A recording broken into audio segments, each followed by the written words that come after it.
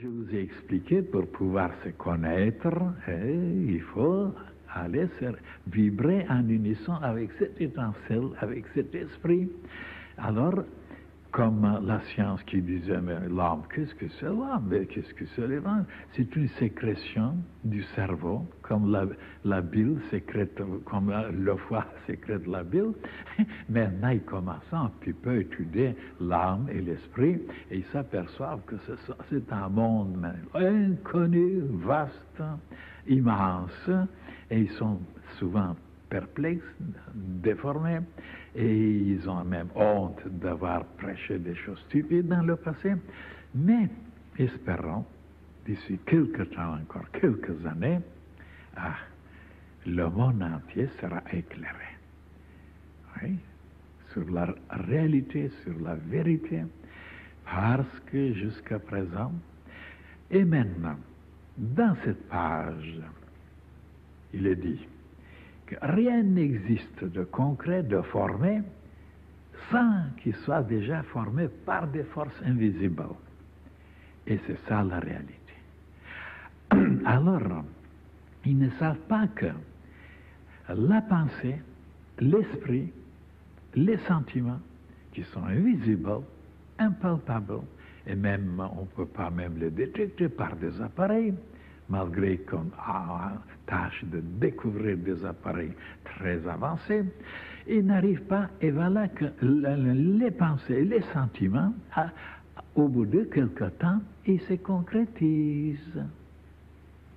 Ils sont d'une matière très subtile, mais quand on continue à s'arrêter sur les mêmes idées, sur les mêmes pensées, sur les mêmes désirs, il attire des éléments de l'espace, il se colle des éléments et un beau jour, la pensée devient visible, concrète.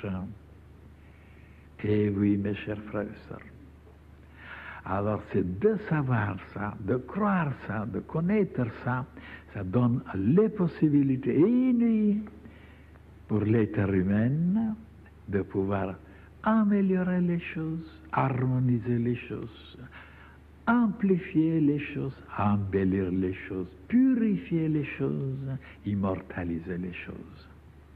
Et comme les humains ne savent pas que les pensées et les sentiments sont tellement puissants, tellement forts, qu'ils, s'ils ne sont pas harmonieux, s'ils ne sont pas lumineux, s'ils ne sont pas divins, s'ils ne sont pas désintéressés, alors ils perturbent, ils dérangent, ils mettent de désordre dans l'organisme, ils touchent les organes, et les organes deviennent de plus en plus perturbés, maladifs, désaxés, déséquilibrés, et les humains ne savent pas ça, que les maladies, les désordres, les malheurs, les souffrances sont dus à des pensées, des sentiments, des désirs et des choses qui ne sont pas tout à fait harmonieuses, divines et sublimes. Quand ils comprendront ça un jour, ils prendront des mesures et tout sera bien, tout sera rétabli. Mais cette ignorance amène vers la catastrophe et de plus en plus de nouvelles maladies apparaîtront parce que les humains deviennent de plus en plus violents, de plus en plus fous, détraqués, alors anormaux. Et voilà comment l'humanité disparaîtra s'il n'y a pas cette lumière qui vient éclairer les humains. Vous ne me croyez pas, mais c'est la pure vérité. Alors, pour améliorer maintenant tout, il ne faut plus continuer à nourrir des choses, bracadram, des choses dégoûtantes, des choses égoïstes, des choses cruelles, et sales. Il faut maintenant comprendre, alors diriger les pensées, les sentiments, les désirs vers un haut idéal, en sachant qu'un beau jour, cet haut idéal se réalise, devient palpable. Tout le monde sera obligé de le voir, de le toucher presque. Et voilà l'ignorance humaine qui amène tous les malheurs, les guerres et les dévastations. Et même les pensées, les sentiments, j'ai expliqué dans le passé, qui agissent même sur les forces cosmiques, sur les choses de la nature, les tempêtes, les ouragans, les inondations, les malheurs, les catastrophes, voilà, les éruptions.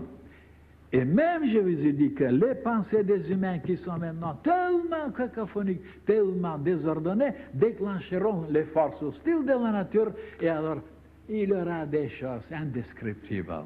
Et on ne croit pas à ces choses-là. On croit seulement quand un malheur vous frappe. Ah, on commence à réfléchir. Et jusqu'à là, on ne croit à rien. On croit seulement à son pauvre petit cibolo, qui est tellement limité, tellement aveugle, tellement abruti. On croit, on le protège, on le nourrit, et sans accepter qu'il y a des gens sur la terre qui connaissent, qu'ils sont allés très loin. Et moi, je rencontrais des gens comme ça, en voyageant dans le monde entier. Alors, donc, dans cette page, et c'est simple, c'est enfantin, c'est clair, les choses qui sont physiques, qui sont matérielles, déjà avant ils étaient, comme regardez par exemple l'enfant, l'enfant. Eh bien, on n'a pas compris encore maintenant la procédure, comment l'enfant se forme. Hein? Tout d'abord, qu'est-ce que c'était tout d'abord? Ben, c'était une pensée. C'était une pensée tout d'abord, l'enfant, un désir.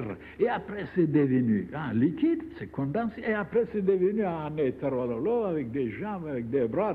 Et comment ça se fait tout ça? Exactement d'après les lois que les initiés nous expliquent.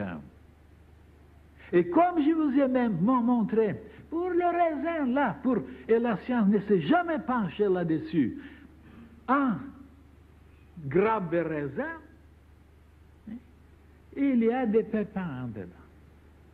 Et comment ils sont entrés ces pépins en dedans? Quand les tuyauteries du cèdre, elles sont tellement petites, tellement minuscules. Comment il est passé par là? Oui. Eh bien alors, si on s'arrête sur ces choses-là, ce sont des clés qui nous permettront de comprendre des choses inouïes dans la nature. Eh bien, on ne s'arrête pas sur ces choses-là. Et voilà comment l'arbre, la plante, est intelligent. Tout d'abord, pour faire passer, et ceux qui ne passeront pas s'ils ne sont pas dans un état éthérique tout d'abord. Et après, aérien, et après il les condense en liquide, et après il les durcit déjà en dedans. Comme je vous ai dit pour l'escargot, comment il fait sa carapace? Eh bien, tout est comme ça dans la vie, dans la nature. Tout parle comment les choses, tout d'abord, sont invisibles, impalpables, subtiles, comme les nuages, par exemple. Les nuages qui se forment, et après, ils disparaissent. Donc, tout d'abord, ce qui est impalpable, qui est la réalité, et après, ça se condense. Voilà, l'escargot nous révèle ça. Eux, les savants, ne sont pas arrêtés sur les escargots, ils les mangent. De savoir que l'escargot nous révèle comment nous sommes formés, comment nous sommes condensés. Tout d'abord, eh bien, il nous explique. Je vous ai révélé ça.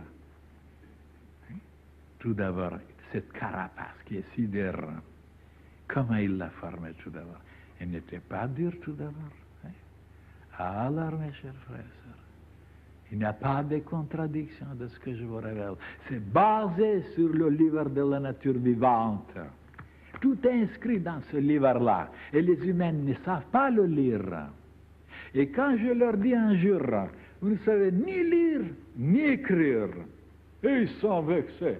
Parce qu'ils ont passé des universités, ils ont des diplômes. Hein? Alors ils savent lire, bien sûr, les journaux, quelques livres, et écrire. Alors là, ils écrivent. Bon. Je leur dis non, vous ne savez pas ni lire ni écrire. Et voilà la preuve. Ils lisent les stupidités humaines qu'on écrit, des imbécilités, des choses mensongères, ils savent les lire. Mais ce que l'intelligence cosmique a écrit dans ce livre qui est immortel, que personne ne peut le détruire, ils ne savent pas lire. Et après, écrire, ils savent écrire des gribouillis et ils ne savent pas écrire. Pourquoi? Parce qu'avec leur stylo, il y a de l'encre en dedans, ils écrivent dans un livre, il y a 4 pages, et voilà un monstre qui est sorti. Il ne savait pas écrire. Hein? Ah, alors ça va loin cette affaire-là.